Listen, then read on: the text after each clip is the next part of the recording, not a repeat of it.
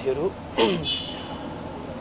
पहिलो कुरा त सम्माननीय प्रधानमन्त्रीज्यूले नेकपा एमालेलाई आज एउटा छलफलको लागि उहाँले आमन्त्रण गर्नुभयो। विशेष गरी आजको छलफलको विषय सामान्यतया सम्माननीय प्रधानमन्त्रीज्यूले निर्वाचनको विषयसँग जोडेर विषयवस्तुहरू राख्नुभयो।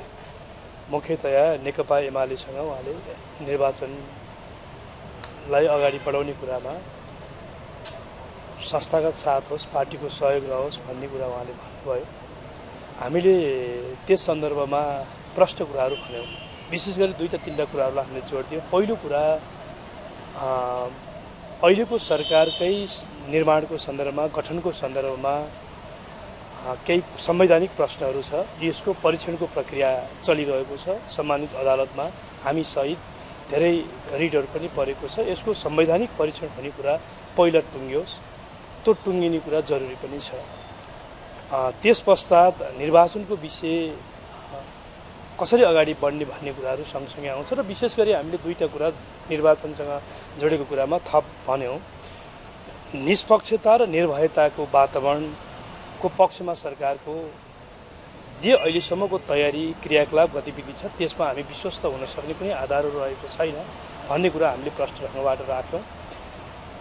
समग्रतामा निर्वाचनसँग जोडिएको पूर्व शर्तका रूपमा रहेको शान्ति सुरक्षाको पाटो, भयरहित वातावरणको पाटो, दलहरूले भयरहित ढङ्गबाट जनताका बिच जान सक्ने परिस्थितिको सुनिश्चितता, सँगसँगै मतदाताहरूले पनि आफ्नो विवेकको मत मतदान केन्द्रसम्म आएर व्यक्त गर्न सक्ने परिस्थिति आजको दिनमा आङ्कलन गर्ने हो भने त्यो सहज परिस्थिति बनेको हामीले देखेका छैनौँ। त्यो कुरा स्मरण गरायौँ।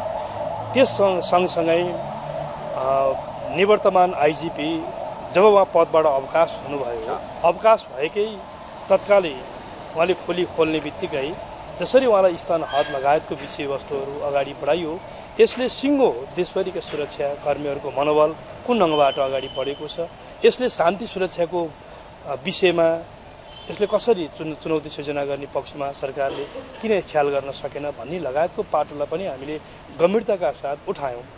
सामान्य प्रधानमन्त्रीले हामीले विशेष गरी सँगसँगै हामीले भागेका कैदीबन्दीको अवस्थाको बारेमा पनि हामीले जिज्ञासा राख्यौँ।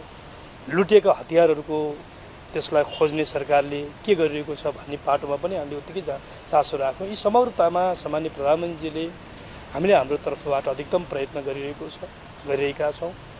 दलहरूले सहयोग गर्न पर्यो भन्ने पाटोलाई उहाँले फ्रिक्वेन्टली जोड्नुभयो र हामीले एउटा लोकतान्त्रिक पार्टी जो एउटा लोकतान्त्रिक मूल्य मान्यतालाई जीवन्त बनाउनका लागि अर्थात् लोकतन्त्रको लागि लामो समय सङ्घर्ष गर्यो, त्यस्तो पार्टीले जनताको बिचमा गएर परिचित हुने कुरा कहिले पनि उसले अस्वीकार गर्दैन। त्यसको हामी विरोधी होइनौँ। जनताका बिचमा बढीभन्दा बढी जानुपर्छ भनेर त्यो रुचाउने राजनीतिक पार्टी कोही हो नेपालमा भने त्यो नेकपा एमाले हो। त्यसकारण जनताका बिचमा जानका लागि एमाले जस्तो राजनीतिक वा लोकतान्त्रिक शक्तिलाई अपिल होइन, हामीले वातावरण खोजिरहेका छौँ भन्ने कुरा भयो। र विशेष गरी दुईटा पाटो, चुनावको तयारीको पाटोसँग अहिले मैले भनेका विषय राख्यौँ र संवैधानिक परीक्षणको पाटोमा अदालतले यो छिटो टुङ्ग्याइदियोस्। तथापि यो अदालतको विषय हो, हाम्रो बहस र छलफलको विषय त होइन। तथापि उसले त्यो टुङ्ग्याउने विषयसँग नै धेरै कुराहरू अगाडि हामी कसरी जान सक्छौँ भन्ने कुरा निर्धारण गर्ने हुँदाखेरि त्यो पाटोलाई सँगसँगै हामीले जोड दियौँ। समग्रतामा अब सामान्यजीले हामीलाई बोलाएर चाहिँ छलफल गर्नुभयो, यसलाई हामीले सकारात्मक रूपमा ग्रहण गरेका छौँ। मूल रूपमा यिनै विषयहरूमा हामी केन्द्रित भयौँ। हामी के कुरामा प्रष्ट छौँ भने नेकपा एमाले आँखै अगाडि संविधान च्यातिएको हामीले देखिरहेका छौँ। जनादेशभन्दा बाहिरबाट सरकार बन्ने, संविधानभन्दा बाहिरबाट सरकार बन्ने यो कुरा बेठिक हो। लोकतन्त्रमा संवैधानिक सर्वोच्चता भएका मुलुकमा यी यस्ता कुराहरूलाई सच्याउनुपर्छ। सच्याउने ठाउँ संविधान बमोजिम सम्मानित सर्वोच्च अदालतले यसको फैसला गर्ला। त्यस कारणले गर्दा सरकार गठनका बारेमा हामीले उठाएको राजनीतिक प्रश्नलाई संवैधानिक परीक्षणका लागि संविधान प्रदत्त हकको उपभोग गर्दै सम्मानित अदालतमा गएर सरकारको संवैधानिक परीक्षण गर्ने त्यो राइट्स नेकपा एमाले उपभोग गर्न सक्छ। हामीले संस्थागत निर्णय मार्फत गयौँ। आम रूपमा उहाँको कुरा के थियो भने उहाँको आफ्नो प्रयत्न आश्वस्त पार्ने गरी हामी प्रयत्नशील छौँ। केही अपराधजन्य क्रियाकलापमा सहभागी भएकाहरूलाई नियन्त्रणमा लिएर कारबाहीको तयारीमा पनि हामी लागिरहेका छौँ। कयौँ गिरफ्तार पनि भएको अवस्था पनि उहाँले त्यहाँ सेयरिङ गर्नुभयो। हामी निर्वाचनको वातावरणलाई सुमधुर बनाउनेतर्फ हाम्रो अधिकतम पहल प्रयास हाम्रो रहन्छ। आम रूपमा उहाँले यसलाई यसरी भन्नुभयो र निष्कर्षमा नेकपा एमाले सरकारले सोचिरहेको कुरामा साथ सहयोग रहोस् भन्ने कुराहरूमा उहाँले हामीलाई अपिल गर्नुभयो। हामीले वातावरणको कुरा उहाँलाई प्रष्ट ढङ्गले भन्यौँ। संवैधानिक परीक्षणको पाटो सँगसँगै निर्वाचनका पूर्व शर्तहरू हुन्छन्, यसका आधारभूत फन्डामेन्टल यसका पक्षहरू हुन्छन्। त्यसमा सरकारको तयारीले आजको दिनसम्म हामी आश्वस्त हुने कुनै आधारहरू चाहिँ बनेका छैनौँ भन्ने कुरा हामीले रिपिटेडली त्यो कुरा राख्यौँ। कानुन बमोजिम स्थापित संस्थाहरूले कानुन बमोजिम अधिकार प्राप्त भएका अधिकारीले गरेका काम कारबाहीहरूलाई प्रधानमन्त्रीसँग दोषी हो भन्ने ढङ्गबाट कारबाहीको तयारीमा लैजानुपर्छ, दायरामा ल्याउनुपर्छ भन्ने टाइपका विभिन्न खालका आएका नामका मिडिया ट्रायलहरू पनि छन्। यसका बारेमा पनि हामीले त्यहाँ यो विषयलाई पनि उठायौँ र स्थान हद एउटा लोकप्रिय मत प्राप्त गरेको ठुलो राजनीतिक शक्तिको अध्यक्षलाई, पार्टीको अध्यक्षलाई स्थान हद तोकिने कुरा नै निर्वाचन गराउनका लागि आवश्यक वातावरण बनाउने पक्षमा सरकार छैन भन्ने कुराको एउटा महत्त्वपूर्ण यो एउटा उदाहरण हो। यसका बारेमा यहाँहरूले कसरी सोचिरहनु भएको छ भन्ने कुरालाई पनि हामीले गम्भीरताका साथ लियो। यो चाहिँ लोकतन्त्रमा एउटा दलको नेताले निर्वाचन घोषणा गरिएको छ, निर्वाचनसँग सम्बन्धित विभिन्न काम प्रक्रिया जनताका बिचमा जाने यी पक्षलाई पनि असहजता निर्माण गर्ने गरी जे परिस्थिति विकास भएको छ यो कुरालाई हामीले गम्भीरताका साथ एउटा ध्यानाकर्षण पनि गरायौँ। तर यसमा उहाँहरूले कुनै जवाफ त दिनु भएन। हामीले यसलाई सबै कुराहरूलाई सकारात्मक रूपमा लिएका छौँ भन्ने ढङ्गबाटै उहाँहरूको जवाफ छ। यति हो, हामी के चाहन्छौँ भने हामी हरेक कुराहरूलाई संवैधानिक र कानुनी दायरा मार्फत नै सम्बोधन होस् ताकि आजका गलत नजिरहरू भोलिका लागि पनि फेरि त्यसको पुनरावृत्ति नहोस् भन्ने कुरामा हामी चिन्तित छौँ। त्यो कुरालाई पनि राख्यौँ। समग्रतामा सरकारले हामीलाई यसरी बोलायो, सरकारप्रति धन्यवाद व्यक्त गऱ्यौँ। अब शीर्ष तहको भेटघाटको केही अरू विषय भएन, त्यो भएन।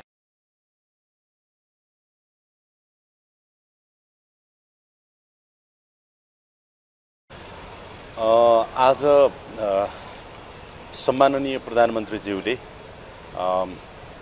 नेकपा एमालेसँग औपचारिक रूपमा पार्टीको हिसाबले चाहिँ नि आज वार्ता र छलफलको लागि सम्माननीयज्यूले बोलाउनु भएको थियो।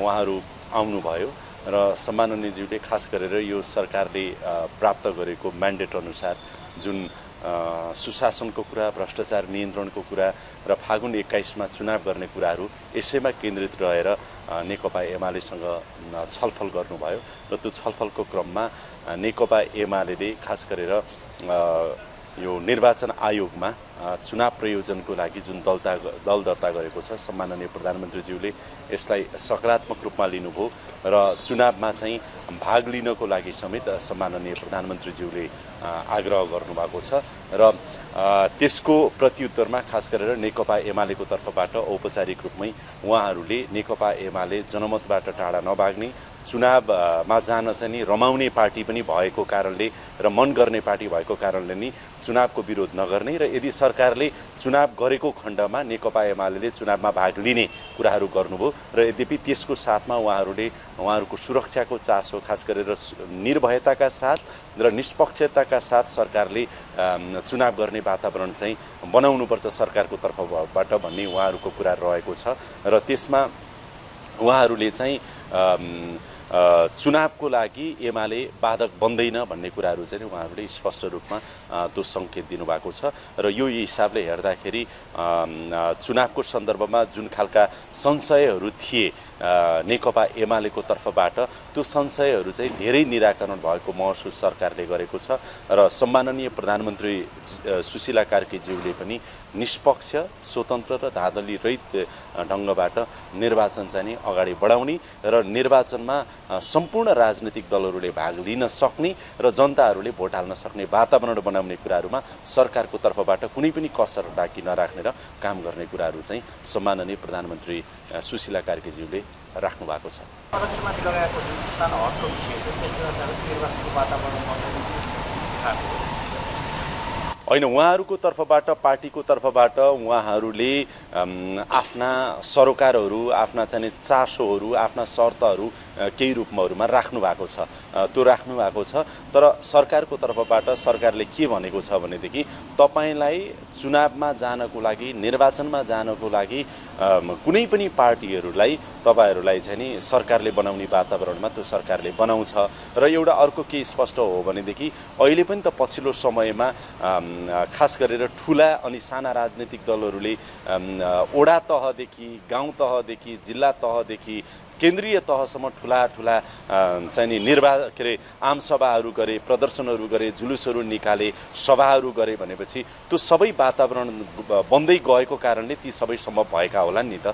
त्यस हिसाबले गर्दाखेरि कुनै पनि राजनीतिक दललाई चुनावमा भाग लिनको लागि र चुनाव गराउनको लागि सरकारको तर्फबाट त्यो वातावरण बन्छ। त्यसको साथमा यहाँहरूलाई फेरि जानकारी नै छ, हामीले सुशासनको कुरा पनि र चाहिँ भ्रष्टाचार नियन्त्रणको कुरा पनि हामीले सँगसँगै त्यसलाई अगाडि बढाइरहेका छौँ। तर आजको छलफल उहाँहरूसँग चुनाव केन्द्रित भएको कारणले चुनाव केन्द्रित छलफल चाहिँ उहाँहरूसँग सकारात्मक रूपमा अगाडि बढेको म यहाँहरूलाई जानकारी गराउँछु। धेरै धेरै धन्यवाद छ। हस्, नमस्कार। हाम्रो